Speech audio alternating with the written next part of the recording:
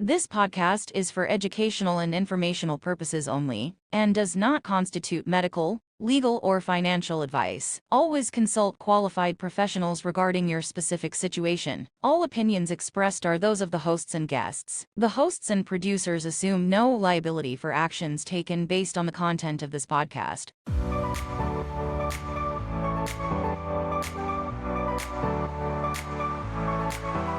Welcome to Healthiest, the show where we make health feel a little less intimidating and a whole lot more fun. I'm Cheyenne, your co-host and resident comedic relief, here to keep things light.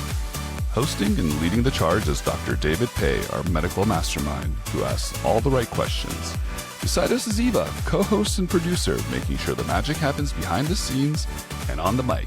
And of course, we've got John, the brains behind the operation and our co-producer, keeping us on track. Together, we're here to bring you real conversations, practical tips, and maybe a few laughs along the way. So buckle up, because when it comes to your health, the answer should always be health, yeah. All right, Dr. David Pei, what is on your mind today? What's on my mind today are the top diets. That's what's on my mind today. Yep. And today we have 3 quote unquote healthy diets to talk about and 1 episode to sort out the truth when it comes to outcomes and not ideology. So let's get to it. All right. So the reason I talked about top diets is it's funny. As a person of Korean background, top universities are a topic that's very important to people in my community. You are judged on what type of human being you are, depending on what school you went to. And of course, I find that to be absolutely ridiculous. But the U.S. News and World Report decided not to just stick with schools and hospitals, but they also got into diets. So I know in our part 1 of our episode, we talked about paleo, keto, and carnivore. But in this episode, we're going to dive into Mediterranean and the DASH diet, the dietary approach to stop hypertension. That's what DASH stands for. And vegan and vegetarianism. Funny, the reason I brought up the U.S. News and World Report is because Mediterranean came in right in at number 1 for best overall diet. Number 2 was the DASH diet. So according to them anyway, the experts, those are the 2 best. You always hear about the Mediterranean diet being number 1, and so definitely want to hear more about that as well. So let's talk about that. So the first diet we're going to talk about, ranked number 1 on U.S. News and World Report, is the Mediterranean diet. What do you guys know about that, the Mediterranean diet? What's the basis for why people recommend it? Why did it make number 1 on the U.S. News and World Report list of diets? I know it has a lot of fish. That's right. In that That's diet. Right. Mm-hmm. And nuts, I think, as well. I've done some research. There's a good recommendation of nuts, but I could be wrong. But no, you're right. You're exactly right. So it came, I believe, kind of originated back in the 50s and 60s by a physiologist associated with the Mayo Clinic in Minnesota named Ansel Keys. Are you guys familiar with him at all? Uh-huh. yes. Yeah, he's somewhat of a villain in the keto and carnivore community. Why is that? Well, to give some context and background, the 50s, I think that President Eisenhower had suffered a heart attack, and that brought heart attacks or myocardial infarctions on the radar for the people of America. I said, wow, our leader got a heart attack. What causes heart attacks? So that's where the whole nation was interested. How can we do stuff? Is there a dietary intervention that could decrease your risk of getting one of these things that could kill you? And obviously heart disease is one of the biggest killers in our country, right? So this physiologist, so he wasn't a physician, he was a physiologist. And he had a lot of interest in the Mediterranean, particularly southern Italy. And a lot of this comes from World War II, post-World War II. But he found that people that lived in that area, they had a lot of people that lived to get close to or at 100 or more, right? So that spurred interest in, obviously that area, southern area is right in the middle of the Mediterranean. So is there something inherent to the diet there that causes these lower rates of heart disease? That led to studies. I think it was called a 7-country study. It studied countries in throughout the Mediterranean, and then the advocacy of a diet that's based upon what you said, Cheyenne. So what is the Mediterranean diet? It's heavy on fish as the protein source, lots of vegetables, legumes, nuts, heavy on the olive oil. Olives are native to that area throughout the Mediterranean. So a lot of olive oil as your main dietary source of fat, and sort of having less red meat. I think that you don't have much red meat in that diet. And he studied that. That's where that came from. Now, again, Ansel Keys can be kind of a polarizing figure, and I made a joke about those in the keto and carnivore community, and maybe even paleo too, because remember, paleo people are anti-nuts and legumes. But what happened was they found out later on the association of saturated fat with heart disease. He really tried to establish a link with that, and that's been sort of the dogma and the thought process with saturated fat and the link with heart disease. And one area a lot of the critics of this Ansel Keys and that mantra is that, are you guys familiar with seed oils or PUFAs? Like my friend Kath, so she just calls them PUFAs. It's like, what's a PUFA? Yeah, what's a PUFA? I haven't know heard that term. seed oils are, Yeah. but I don't know about PUFA. Polyunsaturated fatty acids. That's a PUFA. I did not know we refer to them as PUFAs now. Well, the Kath does. That's my friend. Did she just make that up? Yeah, she needs to trademark that. PUFA. But that big push It just to sounds bad. it does sound bad, right? Versus MUFA, monounsaturated fatty acids. Olive oils have a lot of MUFAs in it. Okay. Anyway, so that's where this diet originated from. What else do you guys know about that? Or what questions or thoughts do you have about the Mediterranean diet? Number one.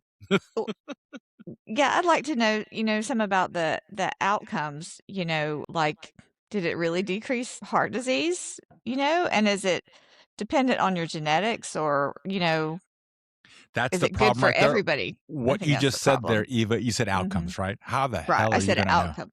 Yeah, how the hell are you going to know? Exactly. How So the hell are much you is going to know? ideology. Well, that's a problem is like any dietary study that involved a survey, and most of them do. What do you remember eating the last whatever years, And this is where studies with diets and health outcomes are very difficult. A lot of them are, I'll use the word dubious, have a high level of skepticism about anything that says anything about anything in the diet world, which is why, how do you figure out what to eat? Right? Yeah, that's my Yeah. question. Yeah. How do you figure it out? So when you say outcomes, Eva, I can't give you a solid there's a silver bullet, but the diet makes sense. Right? Mhm. Why does it make sense? Because it's natural foods. It's like one thing as a preface to our talking about diets, I realized that I also say don't be dogmatic, but also realize try to tease out the common denominators. Right? I mean, you'll see people thrive on all the diets we're talking about, all 6. And let me go back again. What we do: keto, carnivore, paleo, Mediterranean, DASH, and vegan vegetarianism. You can be healthy on all of those. But I realize that people that do well on those, one common denominator is they don't eat a lot of processed foods. That keeps coming back over and over. Correct. Yeah. Maybe like one of the big rocks, I would say the easiest place to start is to just cut out the processed foods. Yeah, I'm getting more and more toward that school of thought because again, I used the word evangelist last time, but it's true. A lot of people, like, they find success in something, or they have maybe even an ideological reason for a belief in something. And they just really want people to benefit from that. Then maybe they want the planet to benefit from that and their friends and family members. But I think that processed food, these foods have not been with us until very recently in our evolutionary past. And I'm talking about they come on board maybe in the last century, really, right? I mean, I'm talking about the heavily processed stuff, not beyond just canning and things like that. I was going to say we did an episode on processed foods, right? And there's a difference between minimally processed foods and ultra processed food. Yeah. Yeah. And so I think that you can eat, Mediterranean, let's go back again, nuts, legumes, olive oil, fish, avocados, maybe a little bit of red meat. People in the Mediterranean traditionally have eaten a lot of lamb, I think. That makes sense. If your diet is centered around that, I can't find any criticism of that, right? Now, if you look for it on this, again, audience, I'm going to tell you just, I'll share some of my background beliefs here. I think everybody needs to have a healthy dose of skepticism when it comes to the official, whether it's outcomes in a study or to give some background. Recently, maybe in the last couple of years, the president of Stanford had to resign because his lab was involved in research in dementia. And it was found that there was some, at the very least, gross gross overlooking of data that was not accurate. It could be more than that, but this was the foundation for what a lot of dementia research and drugs that were targeting various things were based on, and has found to be not true. Even in this U.S. News and World Report, I won't mention the name because it could be kind of polarizing, but I was just curious, like, what business does this magazine have giving a ranking of diets? And by the way, and every year that they rank like keto and carnivore at the bottom. Mm-hmm. And then I looked at the board or the people who were the advisors, and there was one name in particular. He was involved in that movie called What the Health. Have you guys heard of that? Yes. Mm-hmm. Yeah. This individual claimed that eating an egg is worse for you than smoking a cigarette. So I'm supposed to take that seriously, that this person's on that committee of advisors, right? So again, that's why this is difficult. I would say use common sense. Have a healthy dose of skepticism as you dive into that. So I just wanted to put that as an aside. But yeah, Mediterranean makes total sense to me. I don't have any issues with it at all. Have you guys ever tried a Mediterranean type of diet before? I've tried every diet there is except vegan and vegetarian. I think we did a grapefruit diet one time. Mom and I did. Yeah, that was an 80s thing, right? Yeah. Well, there's nothing about these diets. If they eliminate an entire macronutrient or class of foods, that's a big deal. I'm not going against that. Remember, I told everyone that keto is kind of like my home base, and that excludes carbohydrates to a large degree. But that does have impact because you have to ask yourself, if I exclude the carbohydrates, what's being filled in that gap, right? So we'll do a DASH next, but think about that when we talk about keto, which eliminates carbs, carnivore, which eliminates everything except for animal products, and vegetarianism, which excludes animal products to a large degree or completely in some cases. David, with the Mediterranean diet, what does it say about carbs? Like, do you eat less carbs, or is there any sort of guidance on that? No, carbs are not the enemy, but it seems to emphasize staying within those boundaries. But yeah, I mean, that's the problem, is that you could eat carbs. What kind of carbs? I think carbs and fats are two things that to be very careful about because they can be highly adulterated. Right.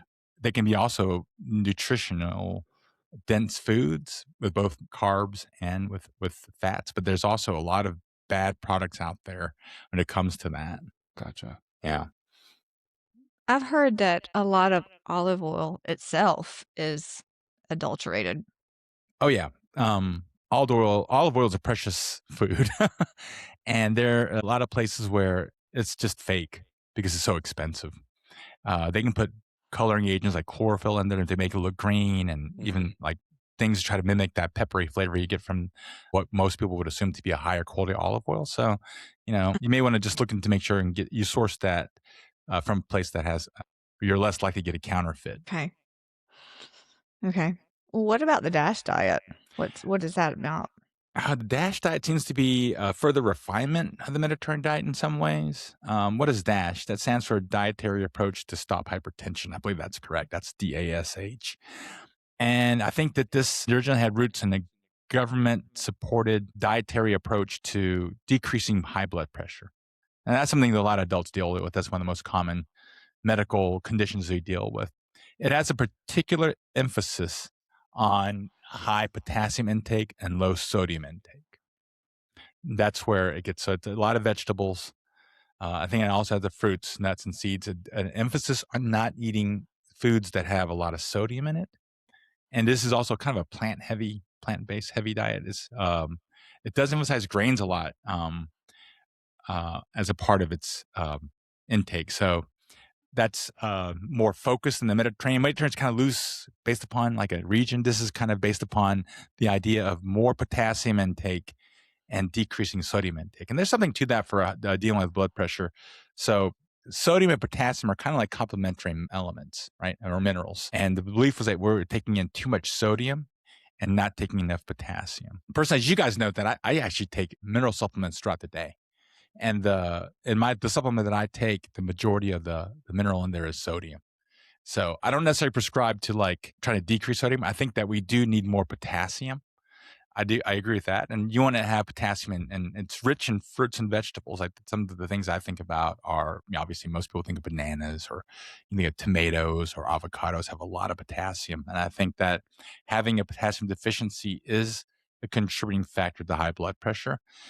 I think we will talk about this in other episodes too, but how your body handles sodium, it's not just a matter of your sodium intake. In fact, I took my blood pressure this morning, and I take it regularly, and I forgot to do it before my first cup of coffee, because coffee tends to elevate your blood pressure. But I took it was 111/71. So I thought, and with a heart rate of 68, and that's someone who has a 20-year history of insulin resistance, right? That's very good. Yeah. So one of the big culprits, people don't think about this, and a lot of physicians don't realize this, is one big reason for high blood pressure is too much insulin. Why? What does insulin do with blood pressure? Insulin causes your body to reabsorb sodium. So instead of peeing it out, you absorb it back into your body. And I'll say, Eva, you know this. You follow some people. Your body's very smart. It's not stupid. If it gets too much sodium, if it's working the way we need it to work, it should pee it out. Right? We're not just we have our body's one of the most complex things in the known universe, and having too much sodium, if you have normal insulin levels, if you pay attention to things of insulin sensitivity, like good food, good sleep, good movement, you should pee that sodium out. So well, what does that do with the DASH diet? I think that we do need to increase our potassium. I'm not as concerned about sodium intake if you're healthy, if you're doing the right things, and you don't have any other reason, there's other reasons you can have high blood pressure besides just insulin resistance, but that's one of the more common ones. Then a lot of physicians miss that, actually. Yeah, actually, no physician has ever told me that. They just tell you your blood vessels are getting too stiff, and that's why your blood I'm getting pressure's old. high. That's what they told me. Also, I think there's a difference between, at least I've read, I'd be interested in what you think, a difference between the sodium that's in like regular iodized table salt and like the salt you and I use is, mineral salt. Yeah. Well, I think that the sodium is the same, probably. Sodium is sodium. The key difference is you get other minerals in there besides just sodium. I mean, the big ones are sodium and potassium. Remember, audience, you got to keep your potassium intake high. You don't want to do it with pills, because that's a little dangerous, because just as some interesting information, how do they kill people by IV injection? It's usually a big dose of potassium cause your heart to stop.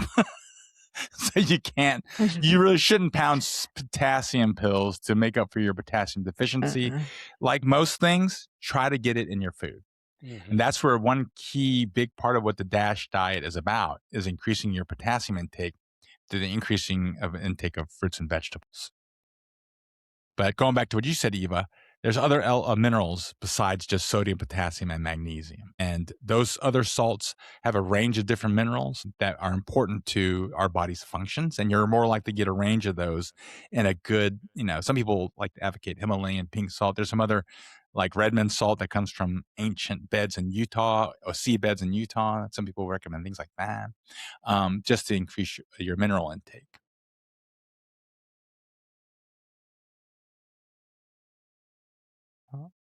All right. What other thoughts do we have about the DASH diet? I've never tried it before. I've heard about it. It was really big. I think did you notice that it's not as, even though it's on the U.S. News and World Report top 2, no, it's number 2 behind Mediterranean, I don't see it advocated as much. Maybe people have kind of gotten more toward medication interventions to decrease blood pressure and less dietary to kind of like moved on from that. I don't know. I don't hear about it as much as I used to, but it's still out there, obviously, since it's in this 2026 ranking. Okay. Well, why don't we move on to the vegan vegetarian diet? Okay. So do we know the difference between a vegan and vegetarian? I think we should start there. Yeah. Okay. What do you guys know about that? I don't know anything. To be honest. Well, from what I know, vegetarian is obviously not eating any of the meat. Vegan is not eating meat and any of the animal byproduct or products that we can get from the animals as well. So like eggs, milk. Is honey included in that as well? I think, good point. So I think vegans are stricter. That's right. Zero animal products, right? Vegetarians and their subcategories of vegetarians, there's, I forgot. Let me see. Remember the designations. Ovo-lacto-vegetarians can eat eggs and dairy, and I think honey. Okay. And then there's those as ovo-vegetarians, and I forgot the lacto-vegetarians. And one group allows just eggs, and the other group allows dairy. There's a group that allows both. And I mean, this is not vegetarianism, but pescatarians are those who just will eat all animal products. And I mean, no animal products except from those that come from the ocean. Fish. Yeah, that's right. So there's two beliefs here. One is that, avoiding animal products in general is good for your health. There's some people who have an ethical component to it, to where they feel like we shouldn't kill animals for food from an ethical standpoint. And there's others that just different mix of different reasons why they don't want to eat any animal products. Now, I think just like when you exclude an entire kind of food like this, you can run into problems. By the way, just as prefacing this part of the diet review, you can be a vegetarian or vegan and be healthy. So, but it does, I will say as a caution, of all the diets, I think this one requires the most prepping and planning and insight into avoiding setbacks, because this is the one I think personally is the most prone for dietary deficiencies and things that you'll have to make arrangements for that. You cannot take on these, in my opinion, casually and just say, I'm just going to avoid animal products without a plan. One of the first things that pops into my mind is the B vitamin requirement. Your body needs B vitamins. Now, if you could eat eggs and dairy, that makes that a lot easier. But if you exclude that, you'll have to kind of find some source, a reliable source of B vitamins. Some people, I think they'll take supplemental vitamins. Other people will take things like nutritional yeast, which has a range of, or good mix of B vitamins in there. And I mean, yeast are animals, but it depends on a single cell animal. So there's also the worry about complete proteins. So the whole old adage of beans and rice, they're eaten together. Cultures learn pretty early on that people who ate both together tend to do better than people that did not. So sometimes you might have a hard time finding a complete protein. So you have to eat things that are complementary to each other. I see.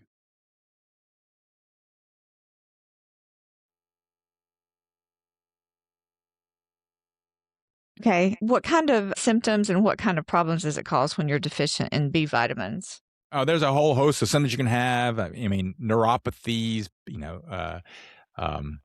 fatigue, and there's lethargy. There's a whole bunch. And I think that if you're going to go down this path, I'd highly recommend working with a dietitian, because people have a long history of learning how to deal with these potential deficiencies. But B vitamins, those are some of the big ones I can think about.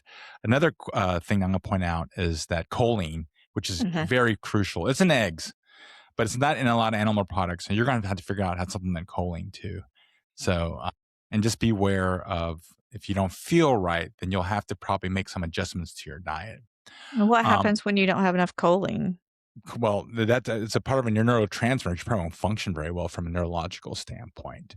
And I'm going to warn the audience in general. Again, I've never tried a vegan or vegetarian diet.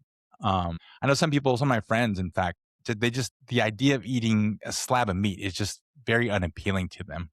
But I'll say be very careful, because this is where there's an intersection between like trying to figure out what's best for you to eat with what you'd like to eat, with certain ideologies. Like I felt that said there's sometimes these pseudo documentaries. I mentioned What the Health. That wasn't really based upon on real science. It was unbalanced. And sometimes you'll find very glossy, shiny type of productions that sort of peddle in some truth, but the people that have made the content have a strong politicized view about the ethics of eating animals, whether it's if they really believe it's for your health, or they believe that it's morally wrong to kill animals to eat, or if they believe that that's the only way for us to save our environment. One thing that came to mind for me was Game Changers. Have you guys seen that on Netflix? It's a few years old now. Yeah. My doctor friend said, "Oh yeah, that's so cool, pretty cool stuff," and the whole thing was just propaganda to me, in my opinion. But problem is, it had flecks of truth in there. So what is Game Changers? It was a documentary on Netflix that was produced by Jackie Chan, Arnold Schwarzenegger, and James Cameron, the guy who directed, I believe, Titanic, and he also directed the Avatar movies. They also formed a vegan protein company shortly after they produced that documentary. Surprise. Well, that's a problem. Like I said, I saw these people that are on that board for the U.S. News and World Report. So that's why it gets so hard in this space to figure out what should I eat for health, right? But just, again, I'm not saying that you can't be vegan and vegetarian. I know friends who do that, but the ones who do it well, it's one of those, you mentioned it, Cheyenne. You said, finally, like weighing stuff. In this case, you got to make sure you ate all the things that you need to eat. For me, eating a steak and eating good vegetables and fruits occasionally, that has most of the stuff that I need. I don't have to really worry about, did I get choline? Did I get my B vitamins? Did I get zinc and iron? Did I get calcium? Right? Calcium is another thing you have to worry about if you're truly vegan. At least with dairy, you get some calcium and some other minerals in there. And if you can eat eggs, you get the protein and all that. But it needs to be thoroughly thought out before you embark on this. And just make sure that you know what you're signing up for, and be on the lookout and work with trained professionals before you go down this path. That's my recommendation. Well, one thing I have seen with particular vegans in particular is that maybe it's not animal products, but there's a lot of very highly processed foods that are technically vegan. And I think you can get in a serious trouble with that. Like Oreos. Yes.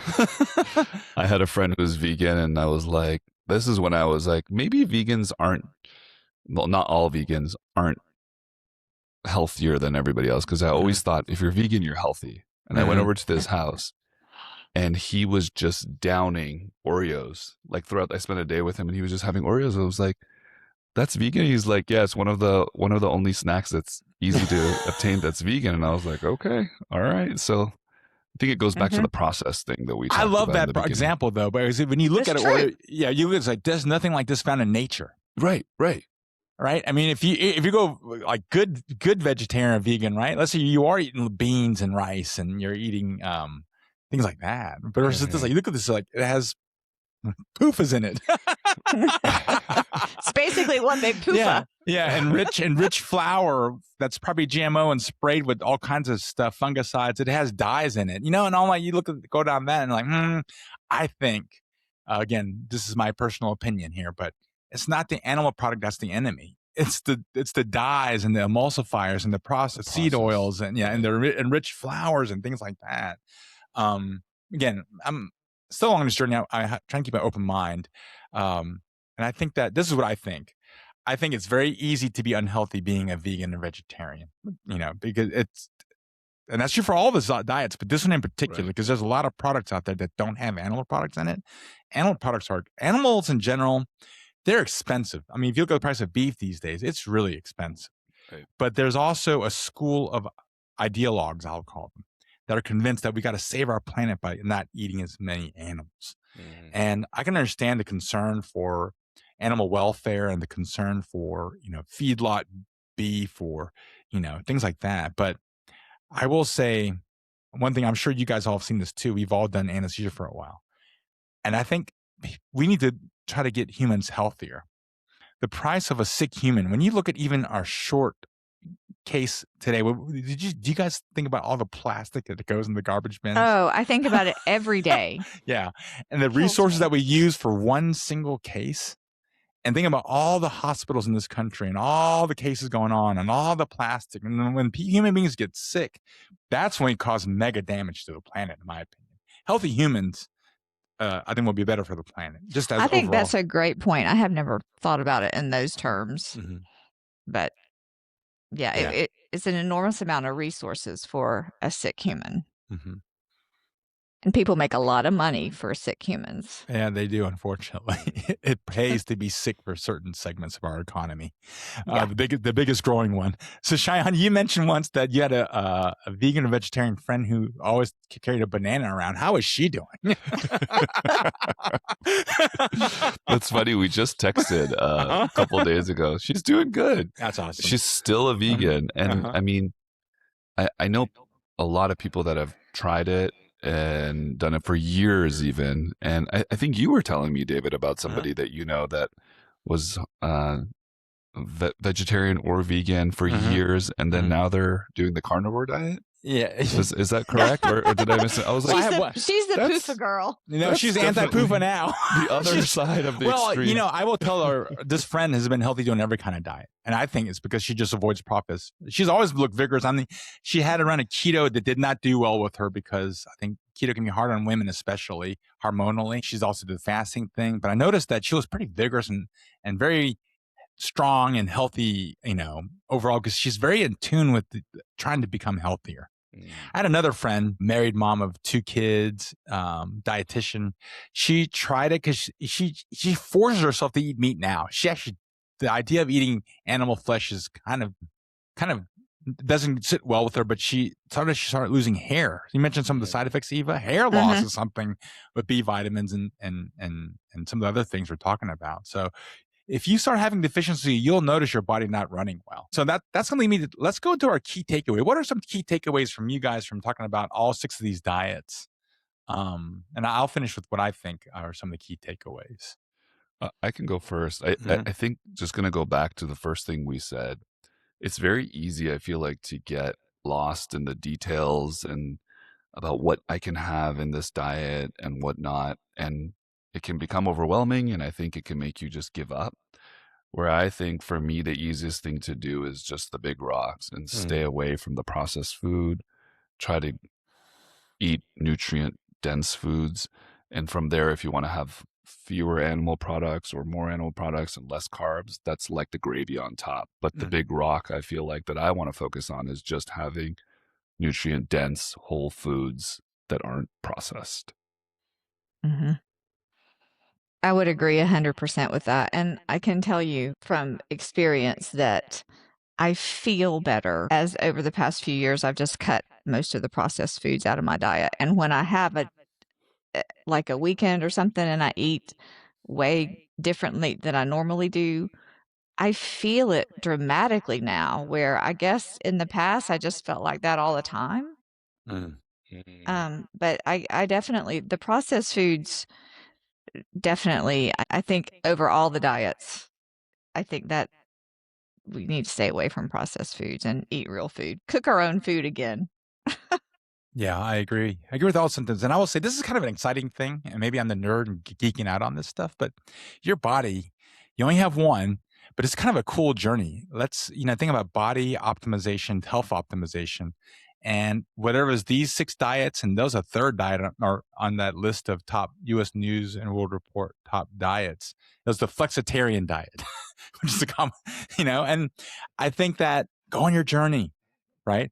Think about the pitfalls of what could happen, but also the benefits, the things that you need to do work on to make sure that you don't fall into those pitfalls, whether it's making sure you get your B vitamins and choline and your minerals in a vegan or vegetarian diet, or making sure that you still pay attention to fiber maybe on a carnivore diet. But just, try those different things out. Common denominator, like we all mentioned here, don't eat stuff that was made in a factory, or minimize that as much as possible. Eat things that are kept in their whole shape as much as possible. Go on your journey. See what works best for you. Don't have a high degree of skepticism when anyone tells you must do it this way. That should kind of set up red flags. Go, well, let me try this. What does this have to offer me? And be real with your health journey, and ask yourself why you're embarking on this dietary exploration. Be wary of evangelists that tell you there's only one way, and that maybe includes us. So this is your cool journey to optimize your life to be the best version of yourself and take care of yourself and other people around you and live your best life. I think that's great. Follow the show for more deep dives into health, longevity, what science says, and how to stay healthy. All right, guys. You've been listening to Health Yeah with Cheyenne, David, Eva, and John, bringing you the medicine, the mayhem, and the laughs every week. Don't forget to follow us on Instagram and YouTube for other educational videos and content. And remember, health isn't about perfection. It's about progress. So go out there and live your best Health Yeah life. This podcast is for educational and informational purposes only, and does not constitute medical, legal, or financial advice. Always consult qualified professionals regarding your specific situation. All opinions expressed are those of the hosts and guests. The hosts and producers assume no liability for actions taken based on the content of this podcast.